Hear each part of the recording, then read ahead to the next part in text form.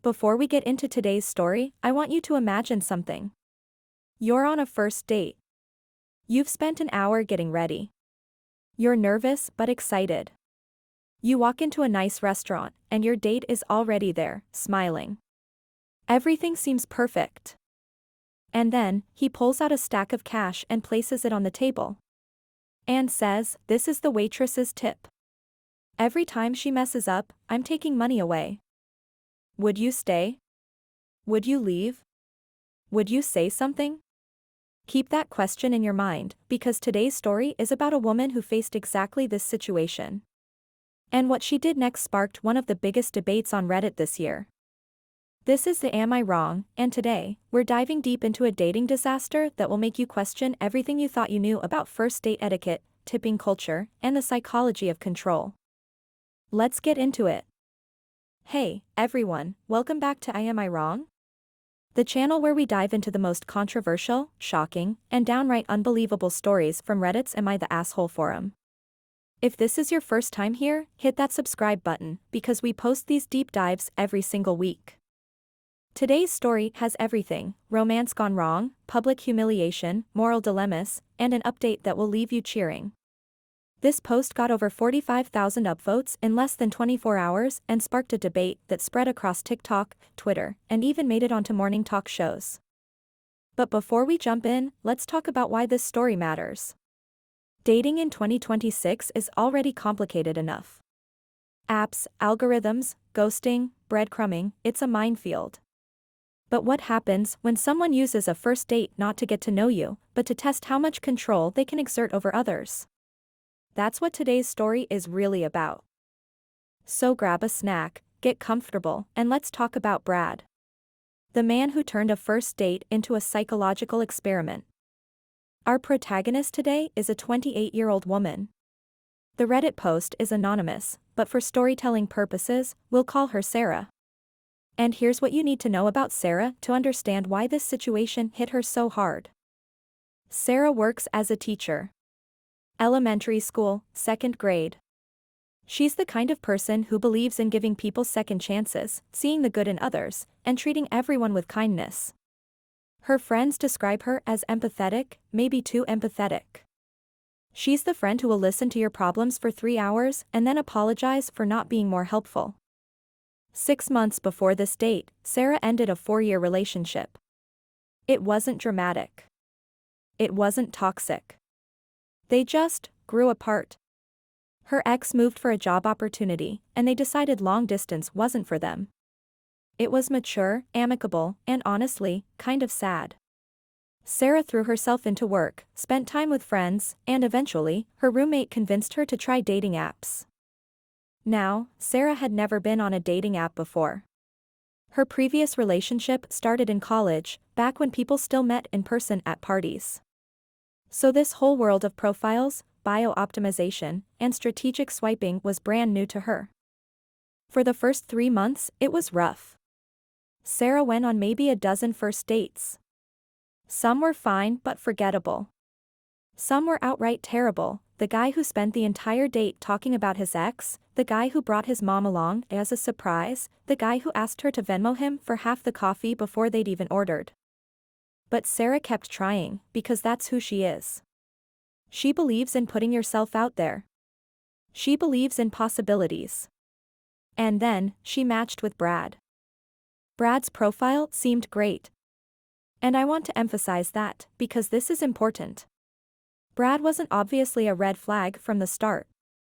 If he had been, Sarah never would have swiped right. His photos showed a clean-cut guy in his early 30s. Professional but not pretentious. One picture of him hiking, one at what looked like a work event, one with a golden retriever that may or may not have been his.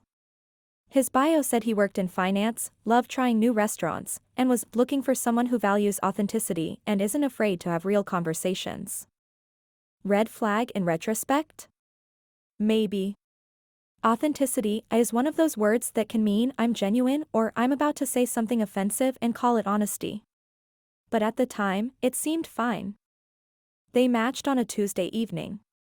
Brad messaged first, already a green flag in Sarah's mind, because so many matches never message at all. His opening line wasn't "hey" or some copy-pasted pickup line. He referenced something from her profile.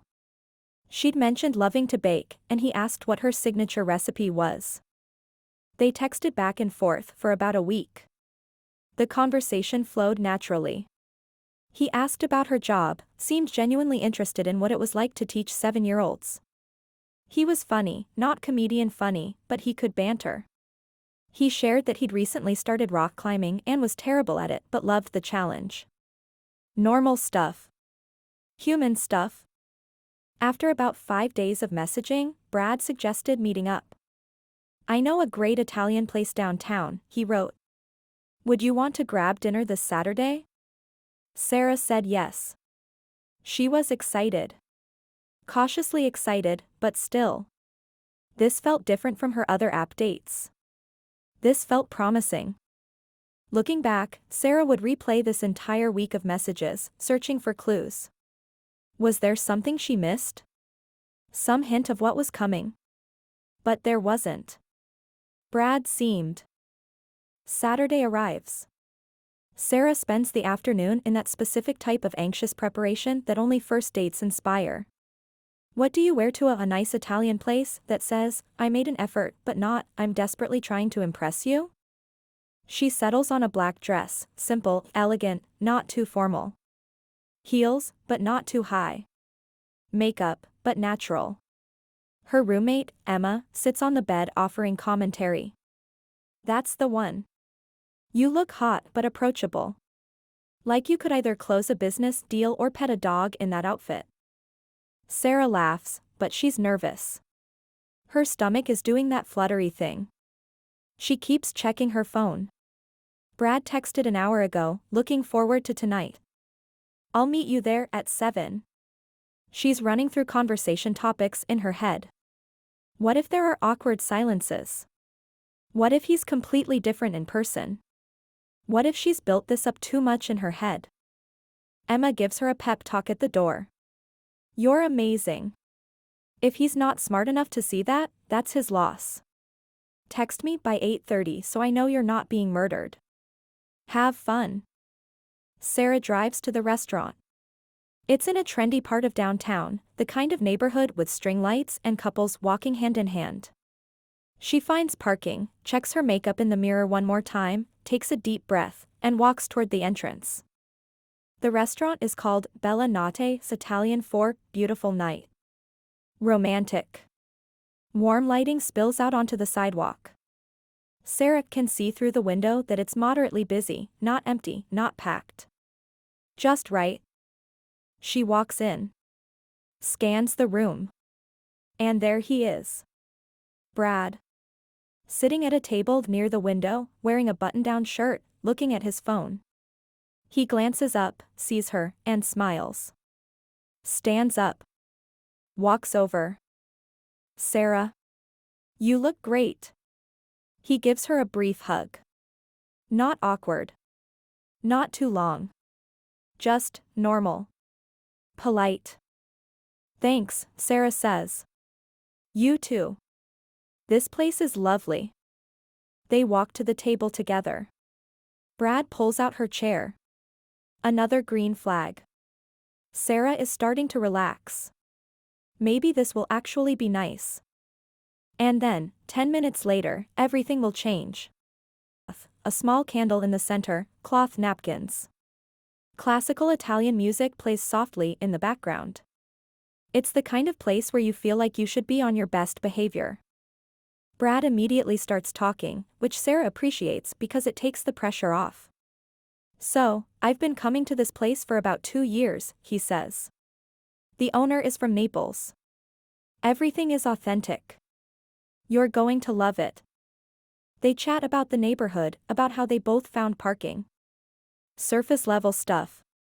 Sarah mentions that she's never been to this restaurant before, and Brad says, "Well, I'm glad I get to introduce you to it." It's a little possessive sounding, but Sarah pushes that thought away. She's being too critical. He's just being enthusiastic. The waitress approaches. She's young, mid-20s, maybe, with her hair pulled back in a ponytail. She's wearing the standard restaurant uniform, white button-up shirt, black pants, black apron. She's holding a notepad and has that specific type of customer service smile that's friendly but professional. "Good evening," she says warmly. "My name is Jessica, and I'll be taking care of you tonight. Can I start you off with something to drink?" "Water for the table." Sarah notices immediately that Jessica has a slight southern accent. There's something endearing about it. She seems sweet. Genuine. The kind of server who actually cares about doing a good job. "I'll have a glass of your house Pinot Grigio," Sarah says, smiling at Jessica. Brad doesn't even look up from his menu. "What IPAs do you have on tap?" Jessica lists off 3 options. Brad interrupts her halfway through the second one. "I'll have the Stone IPA. Make sure it's cold." Jessica writes it down. "Of course. I'll be right back with those." As Jessica walks away, Sarah tries to reconnect with Brad. "So, you mentioned you work in finance. What do you do exactly?" Brad launches into an explanation of his job. He's a financial analyst at a firm downtown. He talks about markets, portfolios, client relations. It's fine. A little dry, but Sarah is listening, nodding, trying to seem engaged. And then Jessica returns with their drinks. Jessica sets down Sarah's wine glass carefully. Then Brad's beer. "Perfect," she says. "Are you ready to order, or would you like a few more minutes with the menu?" Sarah glances at her menu. "I think I need a couple more minutes." "No problem," Jessica says. "Take your time." And as Jessica starts to turn away, Brad reaches into his wallet. Sarah watches, curious. Is he going to pay now? That would be weird. They haven't even ordered yet. But Brad doesn't pull out a credit card. He pulls out cash. A stack of $1 bills. Sarah counts them automatically as he places them on the table. 15 bills. He arranges them in a neat pile, right in the center of the table, between Sarah's wine and his beer. Sarah is confused. "What's that for?" she asks, laughing a little, because she assumes this must be a joke. Maybe he's going to do a magic trick? Maybe it's some kind of weird icebreaker? Brad looks at her with complete seriousness. No smile. No indication that this is anything other than normal. And he says, "This is her tip. Every time she messes up, I take $1 away." Sarah's brain stutters. She literally cannot process what she just heard. Did he say? Did he just? No. No, he couldn't have. She laughs again, because surely he's joking. "You're kidding, right?" Brad picks up his beer, takes a sip, and shakes his head. "No. I think it's a good system. It keeps servers motivated. They know exactly what they need to do to earn the full tip. It's like performance-based compensation. Which, if you think about it, is how all jobs should work." Sarah is staring at him. She can feel her face getting hot. This is not a joke. He is completely, 100% serious. He has just set up a humiliation countdown for their waitress. In public. On their first date. "Brad," Sarah says slowly, that's really not okay." Brad looks surprised. "Why not?"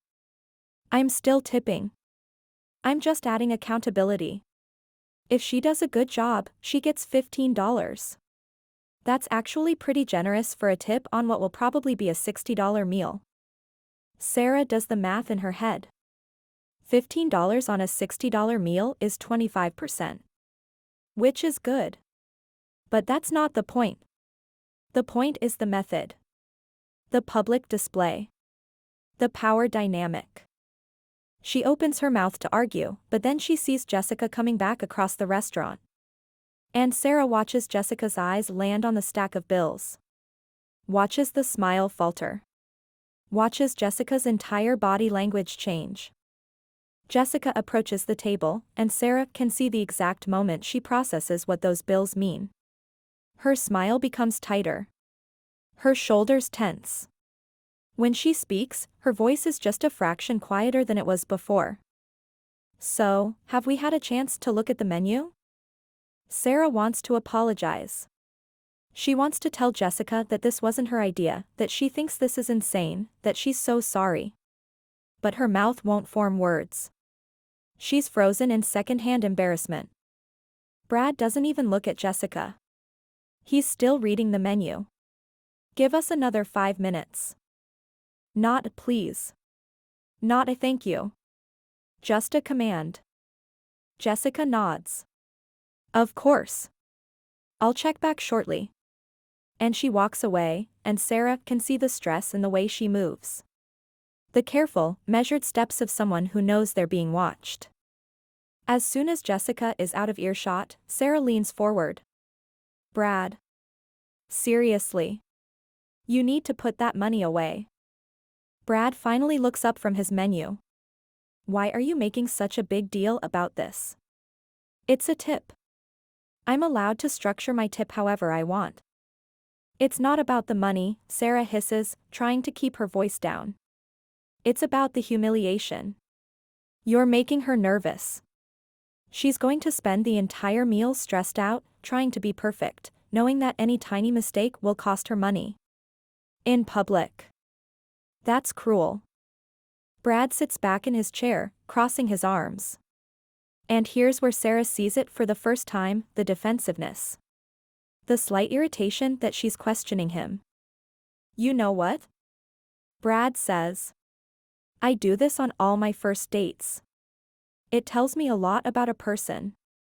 Are they reasonable? Do they understand accountability? Or are they going to be high maintenance and lecture me about how I should spend my money? Let that sink in. He does this on all his first dates. This is his test. His filter. His way of determining compatibility. And in that moment, Sarah realizes this isn't about the tip. This isn't about Jessica. This is about power. Brad gets off on this. He likes watching people squirm. He likes having control. And he's using a first date to demonstrate it. Sarah picks up her wine glass and takes a long sip, because she needs a moment to think. Should she leave right now? Should she stay and try to mitigate the damage? What's the right move here? Before she can decide, Jessica is back.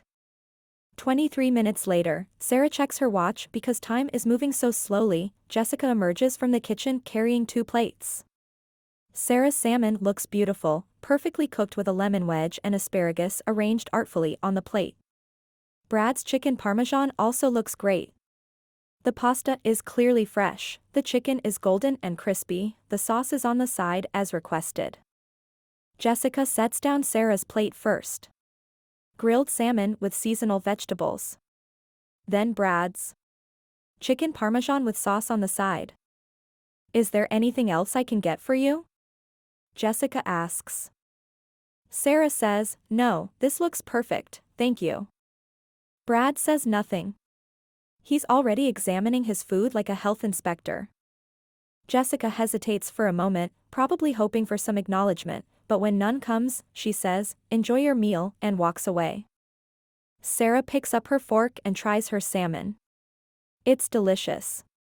Perfectly seasoned, perfectly cooked. She's about to comment on how good it is when she notices Brad. He's cutting into his chicken. Slowly. Methodically. Then he takes a bite of pasta. Chews. His face is completely neutral. Then he puts down his fork. The pasta's overcooked, he announces. Not to Sarah. Not to himself. To the room. Loud enough for the couple at the next table to hear. Sarah looks at his pasta. It looks fine to her. Maybe not Michelin star quality, but perfectly acceptable restaurant pasta.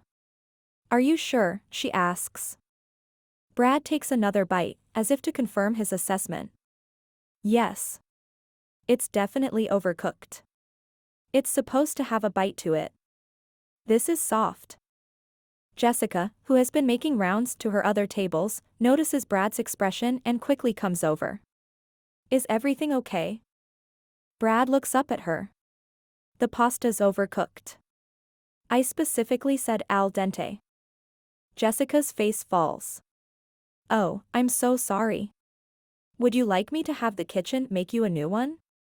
It'll only take about 10 minutes. This is the moment where a normal, kind person would say one of two things, either yes, please, that would be great, or no, that's okay, I'll eat this one, it's not a big deal. But Brad is not a normal, kind person. Brad shakes his head. No, I don't want to wait. I'm hungry. I'll eat this. But. And here it comes. Sarah knows what's coming.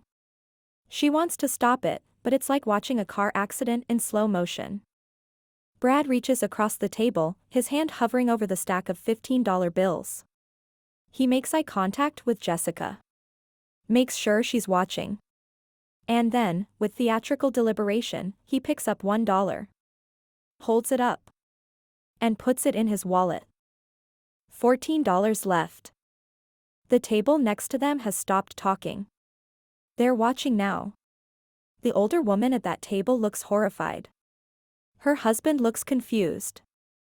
Jessica's face flushes red. Sarah can see tears forming in her eyes, but Jessica blinks them back. I'll let the kitchen know for next time. I'm really sorry.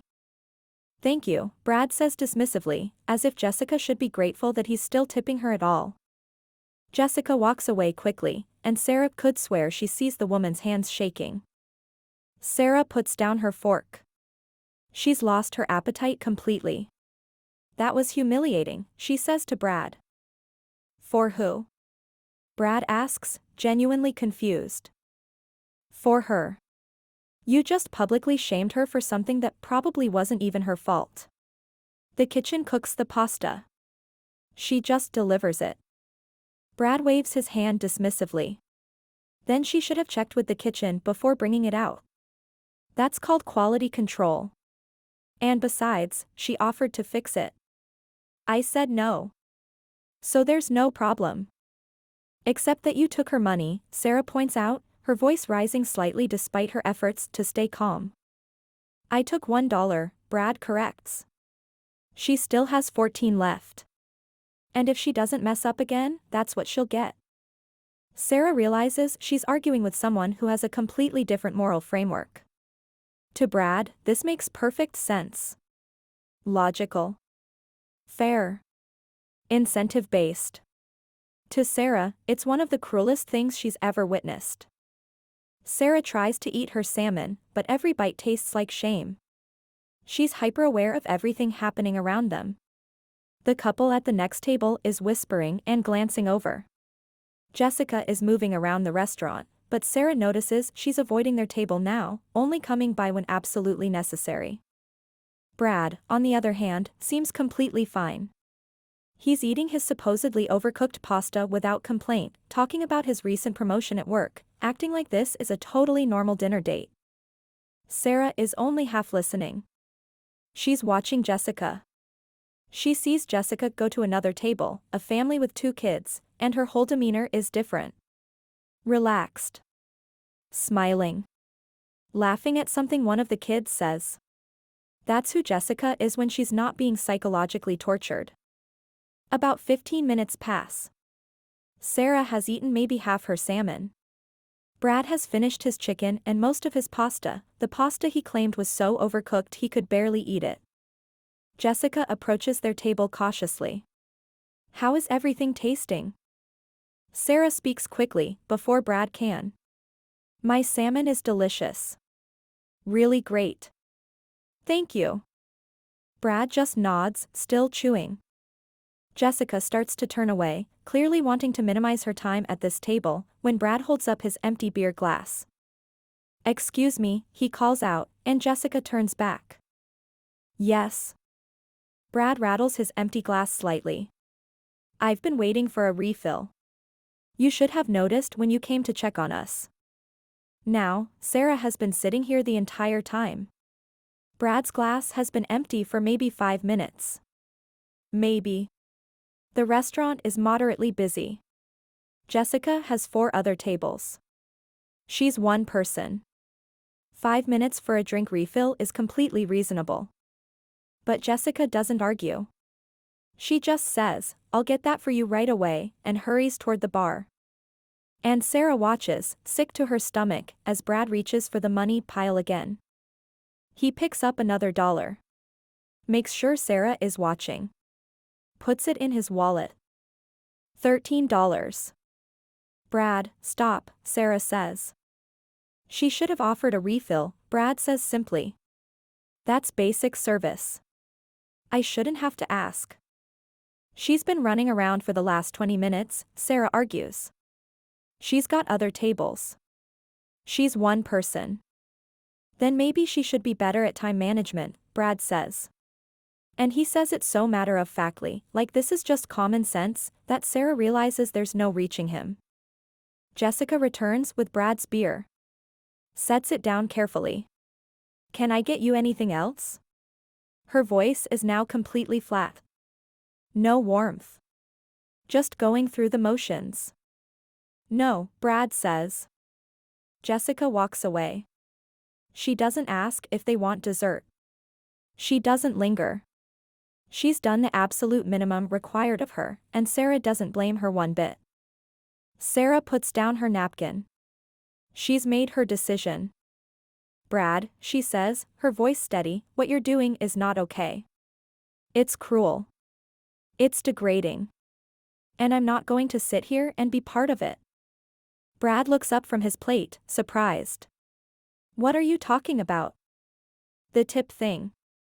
The way you're treating Jessica. All of it. It's wrong. And I need you to put all the money back and leave her a normal tip." Brad's expression changes. The casual friendliness evaporates. Now he looks annoyed. Defensive. "You're seriously doing this right now? You're seriously going to lecture me about how to tip?" "Yes," Sarah says. "Because what you're doing is not tipping. It's a power trip. You're getting off on watching her try to please you, knowing she'll probably fail because your standards are impossible." Brad leans forward, his voice low and angry. "You know what this tells me? This tells me that you're exactly the kind of person I need to avoid. High maintenance. Dramatic. Can't handle a man who has standards." Sarah almost laughs. Almost. Because the audacity of this man calling her high maintenance while he's playing psychological games with service workers is almost impressive. "I'm high maintenance?" Sarah repeats. "You brought a tip calculator to a date and set it up like a game show prize. But I'm the dramatic one?" "It's not a calculator, it's—" "I know what it is," Sarah interrupts. "It's a way for you to feel powerful. It's a way for you to test women to see if they'll tolerate your cruelty. And I won't. So I'm leaving." Brad's face turns red. "You're leaving? Are you serious right now?" Sarah opens her purse. Pulls out her wallet. She has 2 20s and a 10. She places all $50 on the table, next to the 13 remaining singles. "That's for my meal and for Jessica's tip. From me. Don't touch it." She stands up. Looks Brad directly in the eye. "Don't ever contact me again." Sarah doesn't run. She doesn't storm out dramatically. She simply picks up her purse, turns, and walks toward the exit with her head high. And as she walks, something incredible happens. The older woman at the next table, the one who's been watching this whole debacle, starts clapping. Slow claps at first, then faster. Her husband joins in. Then another table. And another. By the time Sarah reaches the door, at least 6 tables are applauding. She doesn't look back, but she hears it, and despite everything, she smiles. Behind her, Brad is sitting at the table, alone, with his 13 remaining dollars and $50 from Sarah. And every single person in that restaurant is staring at him. The public shame he'd been inflicting on Jessica has now been reversed onto him. Sarah pushes through the restaurant door and into the cool evening air. Her heart is pounding. Her hands are shaking. The adrenaline is coursing through her body like electricity. She walks quickly to her car, unlocks it, gets in, closes the door, and sits there for a moment in complete silence. And then she starts laughing. Not a happy laugh. A slightly hysterical, what the hell just happened, laugh. She just walked out on a date. She's never done that before. She's never confronted anyone like that before. And she feels proud. Shaky, but proud. Her phone buzzes. For a second, she panics, is it Brad? But no, it's her roommate Emma. How's the date going? Sarah texts back, just walked out. Long story. On my way home. Emma responds immediately, what? Are you okay? Want me to order pizza? Sarah smiles for real this time, yes, to both. Be home in 15. Sarah is about 5 minutes into her drive home when her phone starts buzzing. She's stopped at a red light, so she glances at it. 3 text messages. From Brad. Against her better judgment, she reads them. Text number 1, that was incredibly rude. You humiliated me in public. Sarah actually laughs out loud. The lack of self-awareness is staggering. Text number 2, you owe me an apology. I was trying to show you how I maintain standards in my life, and you made me look like a bad person in front of everyone. The light turns green. Sarah drives, but at the next red light, she checks again. There's a third message. Text number 3, I'm reporting you to Hinge for harassment. What you did was unacceptable. You don't walk out on someone during a date. That's psychotic behavior. Sarah has seen enough. She blocks his number. She also takes a screenshot of the messages, because she has a feeling she might need proof of his behavior later. When she gets home, Emma is waiting at the door like an excited puppy. Tell me everything. They sit on the couch with pizza, and Sarah tells the whole story. Every detail. The tip countdown, the dollar removals, Brad's justifications, her confrontation, the applause from other diners. Emma's expressions range from shock to disgust to pride. When Sarah finishes, Emma says, oh my God. That guy is a literal sociopath. You should report him. Not to Hinge, to the authorities. That's psychological abuse. Sarah considers this. I don't know. I just want to forget about it. But. She pauses. I can't stop thinking about Jessica. That poor woman. She had to finish her shift after that. She probably has to deal with assholes like him all the time. Emma nods. You should tell this story. Put it on Reddit or something. People need to know what a monster this guy is. And that's when Sarah gets the idea. That night, after Emma goes to bed, Sarah sits on her couch with her laptop. She opens Reddit. She's not a frequent poster, mostly she just lurks, reading other people's stories. But tonight, she has a story to tell. She navigates to r/am I the asshole. She's read this subreddit before. It's where people post moral dilemmas and the community judges whether they were in the wrong. She's about to find out what thousands of strangers think about her decision to walk out. She types out her title, AITA, for walking out on a first date after he put a tip countdown on the table. Then she starts writing. She includes everything: the dating app match, Brad's seemingly normal behavior over text, the restaurant, the moment he placed the money, his justifications, Jessica's obvious discomfort, the pasta incident, the beer incident, her confrontation, and her exit. She writes for 40 minutes, trying to be fair, trying to present Brad's perspective alongside her own.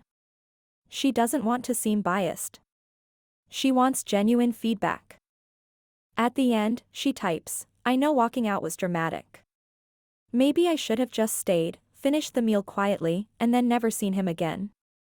but I couldn't sit there and watch him treat another human being like that. At the same time, I did leave him sitting there alone, which was embarrassing for him. So, AITA. She rereads it 3 times. Corrects some typos. Takes a deep breath. And hits a post. Then she closes her laptop and goes to bed, assuming maybe a few dozen people will respond overnight. She has no idea what's coming. Sarah wakes up at 7:30 a.m. to her phone buzzing non-stop. At first, she thinks something's wrong, an emergency, maybe. But when she checks, it's all Reddit notifications. Dozens of them. Hundreds of them. Her post has 12,000 upvotes. 12,000. In 8 hours. She sits up in bed, suddenly wide awake, and starts reading comments. The top comment, with 8,500 upvotes, says, NTA. You didn't walk out on a date. You escaped from a psychological experiment designed by a sadist.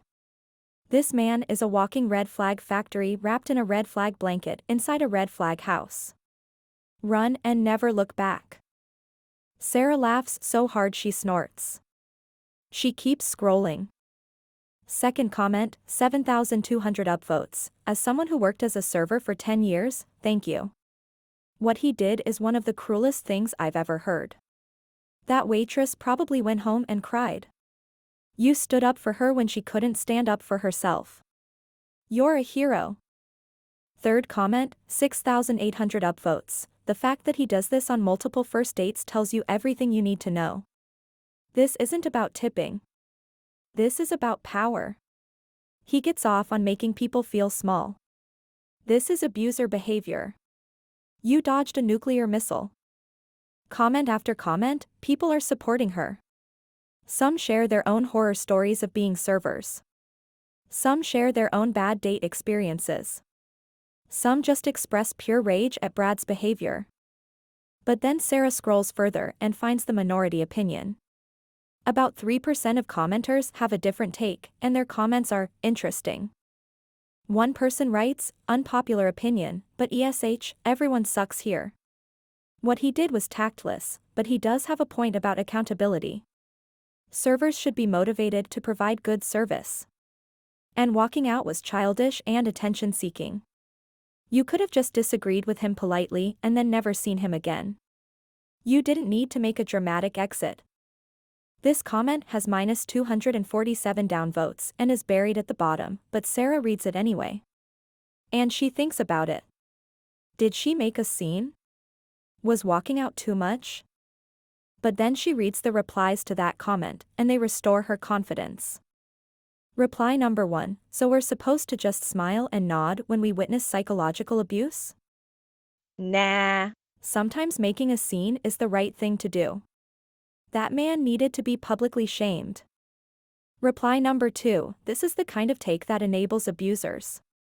Don't make waves, just quietly tolerate bad behavior. Hard pass. As Sarah's post continues to go viral, it's now at 32,000 upvotes by mid-morning. Some genuinely interesting debates emerge in the comments. And these debates reveal a lot about how people think about tipping, service work, and public confrontation. Debate number 1, is the way someone tips a character test? One commenter writes, I've been saying for years that you should never date someone who's rude to servers. It's the ultimate character reveal. If they're cruel to someone who can't fight back, that's who they really are. Brad showed Sarah exactly who he is. She believed him. Another person responds, I agree with the principle, but is tip amount/method really that deep? Some people are just cheap. That doesn't make them bad people. I tip 15% flat no matter what. Does that make me an asshole? This sparks a huge thread about tipping culture, with people arguing about percentages, American versus European tipping customs, and whether tipping should exist at all. Sarah finds herself falling down a rabbit hole of economic theory at 9 a.m. Debate number 2, did Sarah have an obligation to finish the date? One commenter argues, walking out is always an asshole move unless you're in physical danger. Sarah could have finished her meal, said, goodbye, politely, and blocked him later. Walking out is performative and rude, no matter what he did. This comment gets destroyed in the replies, but it raises an interesting question that Sarah herself has been wrestling with. When is it okay to walk out? Where's the line? Someone responds, so if someone called your mom a slur at dinner, you'd stay and finish your pasta? Sometimes walking out is the only appropriate response. It's a boundary. It's saying, I will not tolerate this. That's healthy. Debate number 3, is Brad redeemable? Surprisingly, a few commenters try to defend Brad or at least understand his perspective. Maybe he's on the autism spectrum and doesn't understand social cues, one person suggests. This gets shut down immediately. Being neurodivergent doesn't make you cruel. Plenty of autistic people understand empathy. Don't use autism as an excuse for asshole behavior. Another commenter writes, devil's advocate, maybe Brad had a really bad experience with terrible service once and this is his trauma response? Reply, then he should go to therapy, not traumatize service workers. Your trauma doesn't give you permission to traumatize others. By day 3, Sarah's post has 45,000 upvotes and has been shared across Twitter, TikTok, and Instagram. Sarah has become accidentally famous for walking out on a date. Her inbox is flooded with messages, mostly supportive, some from other people sharing their Brad encounters. Apparently Brad has a reputation on dating apps, and a few angry messages from men accusing her of ruining dating for everyone. But the comments that stick with Sarah are the ones from servers thanking her. Dozens of them. People sharing their own stories of being humiliated by customers, of having to smile through cruelty, of going home and crying after shifts. And that's when Sarah decides she needs to find Jessica. She wants to apologize. She wants to make sure Jessica is okay. And she wants to give her a proper tip, because even with Sarah's $50, she knows Brad probably stiffed Jessica in the end. On Thursday afternoon, 3 days after the date, Sarah drives back to Bella Notte. She goes during the slow period, around 2:30 p.m., when restaurants are usually empty between lunch and dinner rush. She walks in nervously. The hostess greets her. Table for one. Actually, Sarah says, I'm looking for one of your servers. Jessica? Is she working today?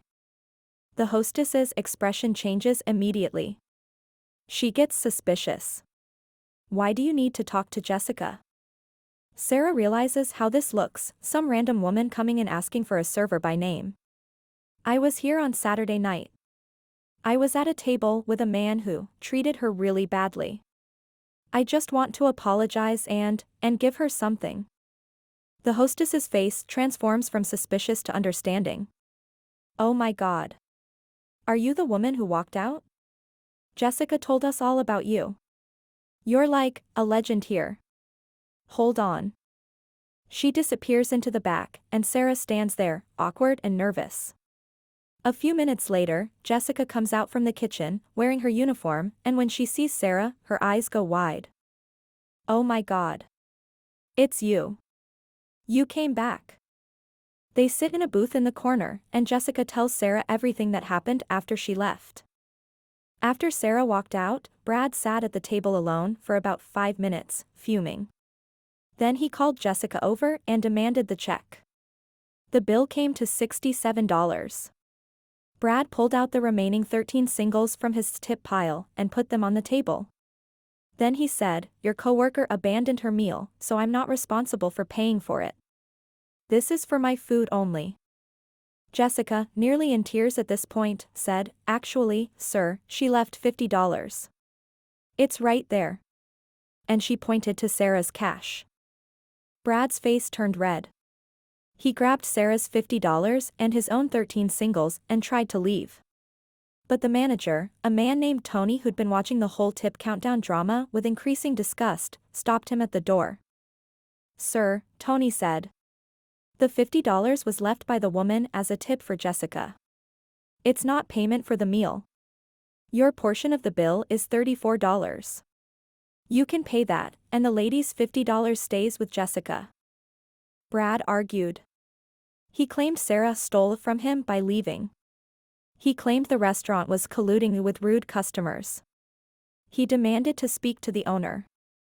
Tony, who is the owner, said calmly, I am the owner. You can either pay your $34, or I can call the police for Dine and Dash. Your choice. Brad paid. But before he left, he told Tony he was going to leave a scathing Yelp review and report the restaurant to the Better Business Bureau. And then, Jessica says, laughing now, Tony said the best thing. He said, you're also permanently banned. If you ever come back, you'll be trespassing. Have a good night. Sarah is grinning. Your manager is a hero. He really is, Jessica agrees. And actually, this is the best part. After you left, Tony came over to my table and told me that guy had done the same thing 6 months ago. With a different woman. She also walked out. We checked our reservation records. Same name. Brad Chen. Sarah's jaw drops. He's done this twice at the same restaurant. At least twice that we know of, Jessica says. Tony thinks he probably rotates between restaurants so he doesn't get caught. But he was dumb enough to come back to us. Sarah reaches into her purse and pulls out an envelope. Inside is 5 $20 bills, $100. This is for you. I'm so sorry you had to go through that. Jessica's eyes fill with tears. You don't have to. Yes, I do, Sarah says firmly. You deserved better. And I'm sorry I didn't say something sooner. Jessica takes the money, wipes her eyes, and then she does something unexpected. She laughs. You know what the craziest part is? After you left and we figured out the money situation, I ended up with $77 from your table. You're 50, and Tony made Brad leave the 13 singles too. That's like 230% tip. Best tip of my life, and it came from the worst table of my life. They exchange numbers. Jessica asks if she can share the story with her TikTok followers. She has a small account where she shares restaurant stories. Sarah says yes. They hug. And as Sarah leaves, Jessica calls out, hey. If you ever want a free meal, just come in and ask for me. So we've reached the end of Sarah and Brad's story. And yes, it's wild. Yes, it's entertaining. Yes, Brad is clearly an asshole. Reddit voted 98.7% NTA, which is practically unanimous on that subreddit. But I want to dig deeper for a minute, because I think this story reveals something important about dating, power dynamics, and the psychology of control. Let's talk about what Brad was really doing with that tip countdown. On the surface, he claimed it was about accountability. About motivating servers to do their best. But that's bullshit, and here's why. If Brad genuinely cared about good service, he would have simply tipped well when he received good service. That's how normal people operate. You don't need to create a public performance to incentivize basic professionalism. No, what Brad was doing was creating a power dynamic. He was putting himself in a position of authority over someone who couldn't fight back. Jessica couldn't tell him to fuck off without risking her job. She couldn't refuse to serve him. She was trapped in a situation where she had to perform perfectly while knowing that every tiny mistake would be punished. That's not about service. That's about control. And the fact that Brad does this on first dates tells us everything. This isn't about the waitress. This is about the woman sitting across from him. Brad is testing to see if his date will tolerate his cruelty. He's filtering for women who will either join him in belittling service workers, or who will stay silent and complicit. Think about that for a second. Brad's ideal partner is someone who will either actively participate in his power trips, or someone who will witness them and say nothing. That's his compatibility test. Sarah failed his test, and thank God she did. But here's the scary part, Brad has probably done this dozens of times. And statistically, some women probably passed his test. They stayed. They finished the meal. Maybe they even laughed when he took dollars away. Maybe they agreed with him that servers need to be kept on their toes. And those women probably went on second dates with him. That's the dating pool in 2026, folks. It's not just about finding someone you're compatible with. It's about identifying and avoiding people who are fundamentally cruel. So what can we learn from this? Lesson number 1, the way someone treats service workers is the most reliable character test that exists. I'm going to say it again for the people in the back. The way someone treats service workers is the most reliable character test that exists. Servers, retail workers, baristas, janitors, delivery drivers, anyone who's in a position where they have to be nice to you because it's their job, watch how your date treats them.